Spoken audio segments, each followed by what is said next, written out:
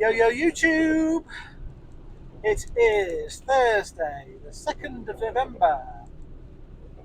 Today has been a grinding day, trying to grind out some money. It's been, in the end, it's been an okay day, but it's been tough going, I must say. Quite a lot to say about today, lots happened. I want to start off by telling you about my strategy this morning, which didn't quite work out as I thought it might do, but I want to share with you my thinking about that first of all. So this morning, I didn't get a job last night for this morning, so I woke up and I was looking for jobs this morning from my home area. Oh, excuse me. And there wasn't an awful lot going on, to be fair. And I had a look at the number of drivers there were in Peterborough, which is my closest city, and there must have been about 25 or 26 active drivers at 8:30. And where I was, north of Peterborough, there was probably about 3 or 4 of us. And then in Boston, there was nobody active. In Grantham, there was nobody active. So I definitely felt that I had a better chance of getting a job looking towards Grantham, Boston, Lincoln, Sleaford area, which is what I now tend to do pretty much every day. I tend to now ignore Peterborough. There's too much competition. So I got a job, but this time I thought I would experiment with going up to an hour away from where I live for my first job, because there wasn't anything coming up really that I could bid on, or I think I was winning anyway. So the job came up, which was from Melton Mowbray, which was an hour and 10 minutes from my house, about 40 miles, and it was going to Sutton Coldfield. Oh, excuse me. So it's 46 miles loaded, and it's for a short wheelbase van. So I bid £60, just thinking if I can get myself into a busy area and see how today goes. It wasn't really an early start. It was a pickup from 10 o'clock, and I was looking for jobs around about 8:30. Probably started this looking about 8 o'clock, but by about 8:30 there's nothing really, and this job came up about 8:45. And it's about an hour and 10 minutes away, according to my Google Maps. So I got that job and made my way towards Mountain Mowbray. And my thought about that is, if I can take myself to where the jobs are on those days when the jobs aren't coming to me, that's a tactic that I should perhaps think about doing. Traditionally, I would stick to sort of half an hour from my home location and try and find a job. And if I wait long enough, usually something comes up. But I was hoping today to get out earlier and start earlier. Didn't quite work out that way because Mount Mowbray was a long way away. So I'm thinking, if I'm sort of getting a job for 7 o'clock and it's an hour away, that's okay. Or 8 o'clock start, an hour away. But if it's 10 o'clock start, an hour away, it kind of defeats the object to some extent. But anyway, I thought it was worth a try. So I picked up my one pallet from Mount Mowbray, except it wasn't Mount Mowbray, it was quite a long way away. It was 15 minutes further west from Mount Mowbray. So I actually ended up arriving at 10 past 10 I arrived at. And the drop-off was in Sutton Coldfield at a distribution centre, and I had a set time to be there for 11:30. And the journey was an hour and 5 minutes. So by the time I'd loaded up and got all my photographs taken and strapped down and got the pod written up. Oh yeah, that was the thing. There was no paperwork to go with this. I had to write my own pod. And by the time I'd done all that, it was 25 past 10. No, 20 past 10. So I had a 5-minute window to get to the distribution centre if nothing went wrong. So I had to sort of not dawdle, get myself there as soon as I could. I arrived at the security gates at 1 minute before my designated time, so 11:29. And then the security guard asked me for my reference number. So, this shipper is one that is a national shipper that has regional franchises. So they are very hit and miss about the quality of the people that work for them. I've had some really good experiences with this and some not so good experiences.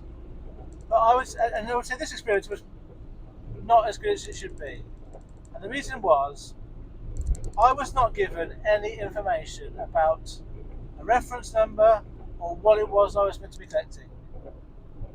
So obviously when I got to the other end, I was asked this information, I had no idea. It makes me look incompetent. It's quite embarrassing to say I don't know that I'm a reference number. The security guard, I have to say, it must have been because of my charm, let me in anyway, and said, go to Bay 13 and see if they can help you there. So I went there. Basically, Bay 13 in this place was a little transport manager area, like in a cage. I think it's a bonded warehouse, so you can't actually get inside, so you went to a little caged area. I caught the eye of someone who came in and helped me and asked me if I was alright. So I said, well, not really, I'm meant to have a drop off here at 11:30 and I don't know where to go, I don't know what to do. And so that guy helped me, but I had to ring the shipper and ask for the reference number and who I was collecting for. And the first person I spoke to didn't know, so they had to call me back. So I was standing there, sort of waiting for this information. And I just think it's pretty poor.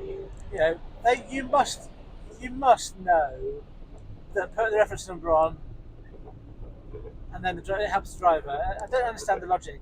It's basic incompetence from the shipper's point of view. Now I'm going to make an assumption here. Having done this job for a while, well, a few months now, I tend to feel that I get a sense that some of the people working in the offices for the shippers are not very experienced in logistics and aren't trained very well.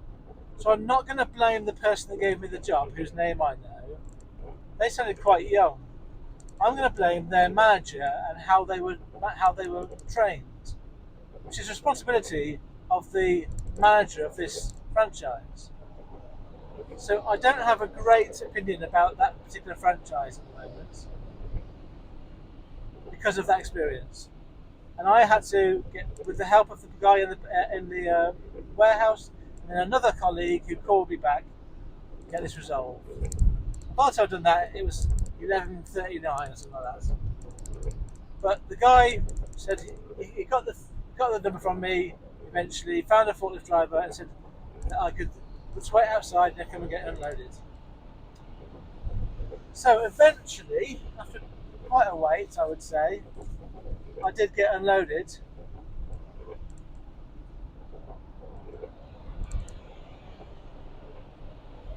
And then I was looking for another job. I'll just see if I can find the time. So the time I finished was 11:55 when I was off site. So I parked just outside the depot and was looking for jobs.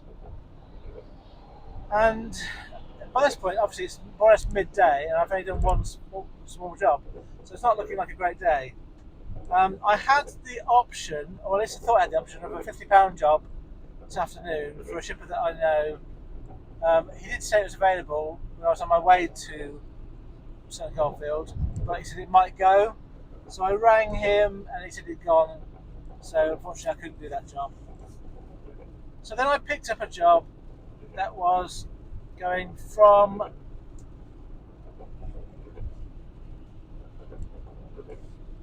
Atherstone, which is between Coventry and Nuneaton. No, between Tamworth and Nuneaton. And it was going to Bristol, but it was for the morning, at 6 o'clock drop off in the morning. So I put a bid on.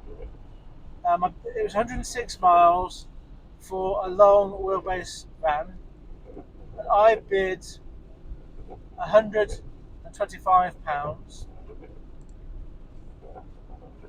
But I did that only with the viewpoint that I wanted the option to do a bit of co-loading of small parcels if I got the chance. Because I had this option to go to Coventry to pick up some parcels, and it wasn't until after this call that I rang the shipper and he said it wasn't available. So at this point I had this option, going to Coventry. So when the guy rang me, I did say to him, I would like to, before I deliver your load to Bristol in the morning, do a little run from Coventry to Birmingham with some parcels, as it's like a co-load. And he said that's fine. Obviously, as long as I got his news in time tomorrow, didn't damage his goods, then he was fine with that. So I went to Atherstone straight away, picked up his load. It was 2 big parcels, long and thin, and then that's when I rang the shipper about the Coventry one, and they told me it wasn't available anymore. So fair enough.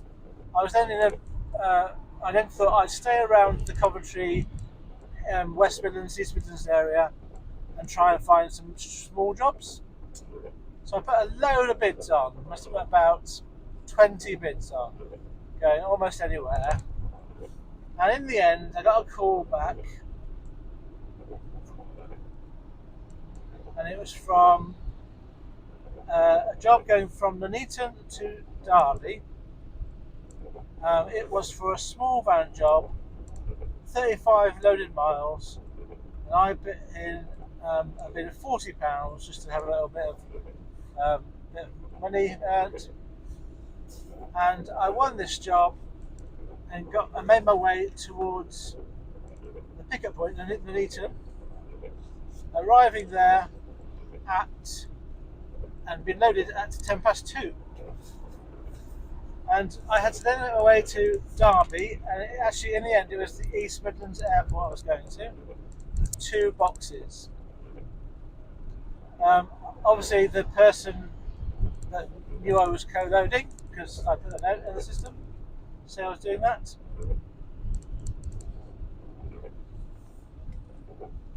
So yeah, I picked up those boxes and made my way to East Midlands Airport.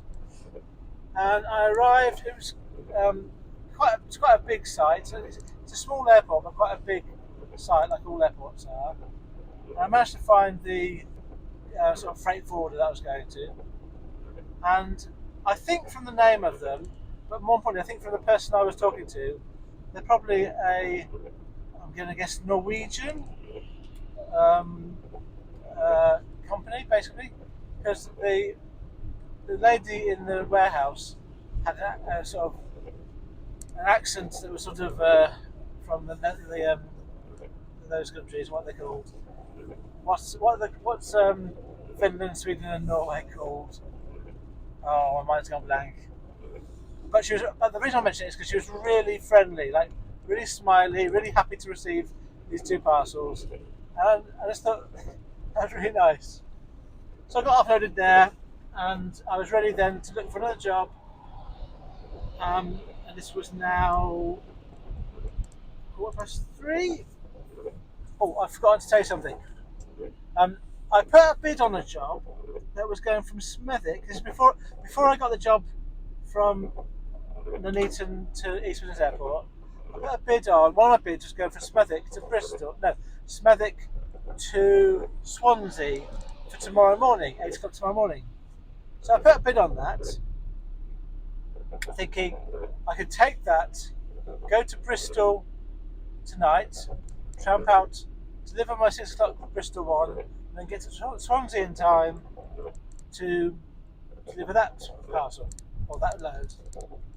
So I put a note on saying that I was co-loading and that I could do this job. Then I got a call, but quite a long time afterwards, like probably about 45 minutes after I put the bid in. And I had already picked up this job going from Nuneaton to East Midlands Airport. I was due to arrive there at 3:05, and I looked at the distance from there to Smethwick. It was an hour and 5 minutes. So the Smethwick job had to be collected before 4 o'clock. So I was going to, at the very least, not got there till 4:10. But bearing in mind I had to give a parcel across, I would say another 5 minutes. So 4:15 probably is the least I could reasonably expect. The best time I could reasonably expect. And I won. I won that job because it came through on my CX without a phone call. So I accepted it whilst on my way to East Midlands Airport. And as I was on my way, I was looking at the time. I thought, this is tight. I thought I'd better ring the shipper, but it said not to ring. So I thought, what I'll do is I'll wait till I get to East Midlands Airport, see what time it is, and then call them at that point and say what time I'll be at Smethwick. But luckily, they did call me, and I said, I can't really get there till 4:15. Is that okay? And unfortunately, the place closed at 4, so I had to apologise and say I couldn't do that job in time for him because I was already on a job. That was really disappointing because that would have been £120. That would have got me from where I was. So at the time I bid in it, I was in Atherstone, which isn't that far from Birmingham. I got down to the Bristol tonight and had a reasonable amount of money. So that was disappointing. One of the downs of today's ups and downs. And then when I had delivered to East Midlands Airport, I then looked for more jobs. And it would now, as I said, about 3:15. And would you believe a job came up from Atherstone going to Bristol for ASAP? So I put a bid on, I put £110. So it's a small van job, £110 I put on, and it was 144-ish miles. And I put a note on saying I was going to co-load, but like I always do. And then I got a call about 10 minutes later, and the guy asked me to do it for 100, and I was quite happy to do it for a bit less because when I put the bid in my mind I was thinking I'll do it for 100, and I thought that's a bit cheap, I'll do it for 110. And as I was driving along I thought, if I was doing that for 100 would I take it? And I thought yeah I would. So I was prepped to do it for 100. So I broke the habit that I often try not to do. So there are exceptions to me not lowering the price, and if I'm able to co-load and it's going exactly where I need to go on the day I need to go, that's one of the reasons I'll do it. So I got £100, but it wasn't quite that simple because Atherstone was 20 miles from me north, and I had about an hour to get there. So that was fine, but I don't know, the M1, as I got into the M1, I could see the first half of the journey was fine, and the second half of the M1 going from halfway up to Atherstone was all red on the maps. And it was saying that I wouldn't be there until 4:20. This is when I accepted the job. And I got myself onto the motorway because I've got to start making my way there. But as I was driving up, it was getting longer and longer. So the closer I got, the time just didn't change. It ended up, I was going to be there at 4:30. And the booking said I had to be there before 4:15. So I did, when the shipper, I did text the shipper before I won the job with my number. I said, can I call you? He then called me, gave me the job, but then because it wasn't on the CX yet, he texted me the postcode. So I made my way to the postcode on the text. Then I texted him and said it's going to be 4:25 at the moment because of conditions on the M1. And he said that's okay. So I covered that. But the problem I had was, even though the Google Maps was saying that, when I was on the M1, it was not going down; it was going up. So I had to find a different way to get to um, my location. So I came off at the next junction and sort of found a route that got me um, many more miles, but got me to the right drop pickup location. And I got there at the time I said it would, 25 past 4. But if I'd stayed on the M1, it could have been 4:45 for all I know. When I rang Chipper, no, Chipper sent me a message saying I had to. When the shipper rang me originally, he said I had to be there for 8 o'clock tonight at the latest. And so I was a bit worried that even if I got to the pickup in time, I wouldn't get to Bristol in time. Anyway, what happened in the end? I got there at 25 past, got my small package, and then made my way to Bristol. So I'm doing that now. I'm making my way to Bristol. Current ETA is 7:30, so I've got enough time to get the box to the right department before it closes. And I've kind of managed to make a reasonable amount of money. It's not been great. It's been quite a tough day. Co-loading is, I find, harder. You've got to go a little bit cheaper. You've got to explain that you're co-loading. You've got to fit in. Everything's got to fit in. But I've eventually got 2 jobs as co-loads, which brought me in £140, which today means I've earned before expenses £200, which is not very good, but I'll settle for that. Tomorrow morning at 6 o'clock, I'm going to offload my load at Bristol, which is 125. So I'll start the day tomorrow at 6 o'clock in Bristol, £125 in the bag. So I'm thinking that over the 2 days, I should be able to make my target over 2 days.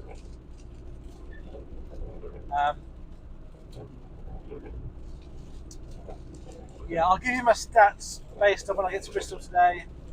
I've assumed I'm going to get there at 8 o'clock, but I've got half an hour to spare. So let's tell you what that looks like.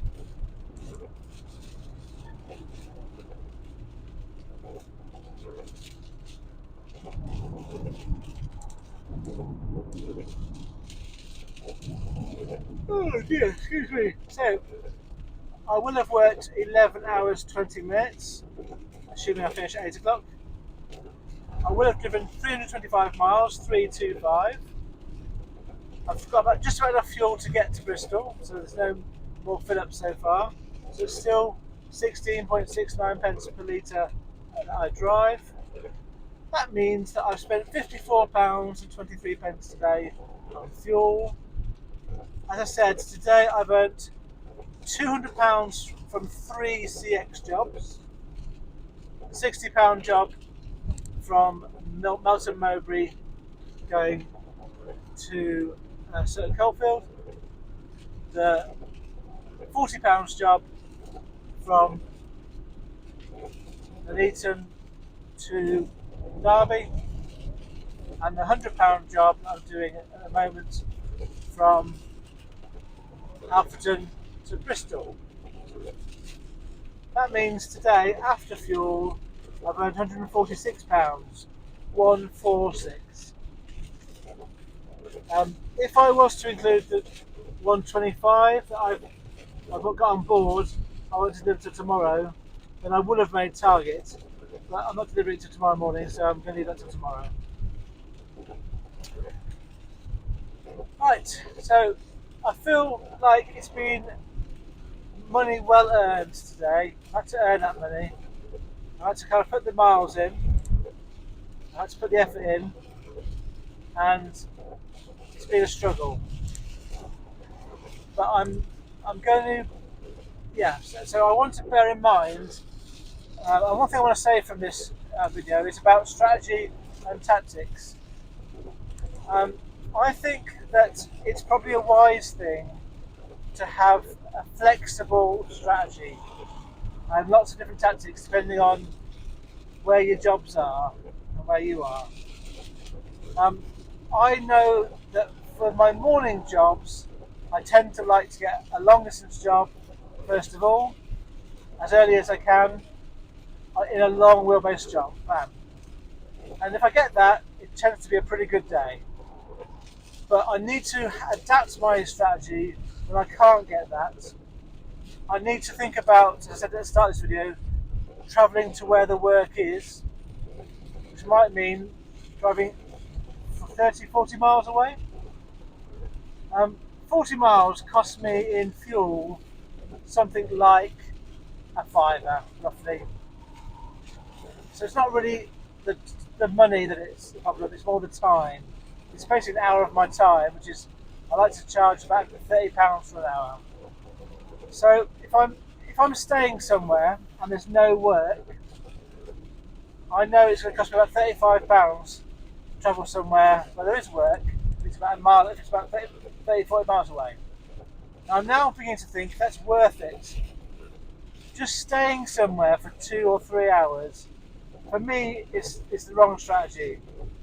I'm going to give myself no more than an hour in any one location, and I'm going to move up to an hour away and try it again. And I think you have to be flexible with what you do, and I think that's part of the point.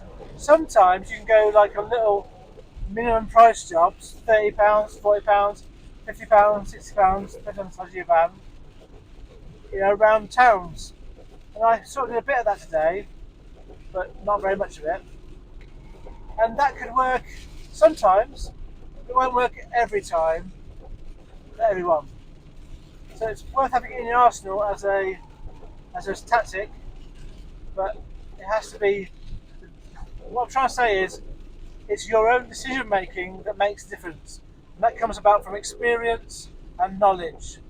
And having experience and knowledge of the country, of the shippers, of the logistics industry, helps you to know how to make the right decisions at the right time.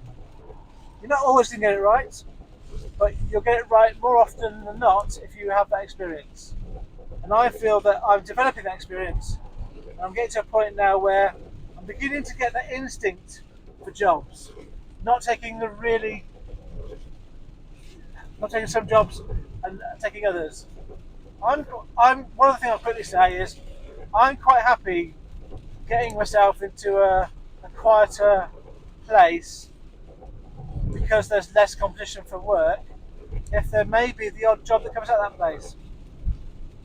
So for example, Skegness is miles from me, but it's miles from everyone. And in the morning, there's a job in Skegness.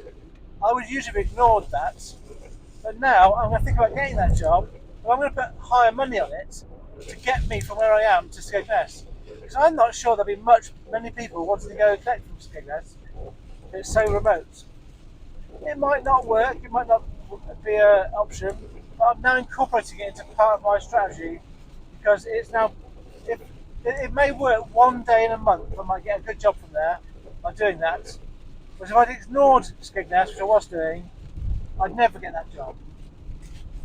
So I think understanding that this is all about supply and demand, understanding that as a driver you have to amend your tactics every day almost, and also within the day, and not just stick to a same strategy that doesn't always work. I think that's what I'm sharing today. Right, gratitude wise, I'm grateful that my van is still running smoothly. I really like this van. I understand it's quite expensive at times. I bought it 2.5 years ago. It's in a lot of miles. I regard it as a tool. My van is a tool that helps me do my job. But I do look after it, as in servicing it. I don't know anything about mechanics, so I don't do it, so my mechanic does. But it's due for a service in a few weeks' time, and I just want to express that I'm grateful for this van, because without this van I would not be able to do this job at all. It's my number one most important tool, probably on a par with my phone. So I don't. I haven't given my van a name. My partner has, but I haven't. I suppose I could share that with you, couldn't I? My partner calls my van Vinny. So sometimes I do find myself almost saying that, but I try and resist it. But yeah, I'm really grateful for my van. It's still working well, getting me to jobs, to and from work every day. It works really hard. 250,000 miles so far it's done. And it's, how old is it now? It's 7 years old now, this van, I think. No, 6 years old. 6.5 years old now, this van. So I just hope it carries on for a few more years. And I'll try to look after it. Right, thank you very much for listening to my video again. I hope that you are successful in however you choose to define that word. What are you grateful for today? Also, before I go, my video from yesterday didn't upload for some reason. So I haven't promised my uploading. So I realised this morning it hadn't got uploaded. So I've got this one to upload as well as yesterday's to upload. So it's going to be, at some point, 2 videos coming for you lucky people. Cheers! Bye!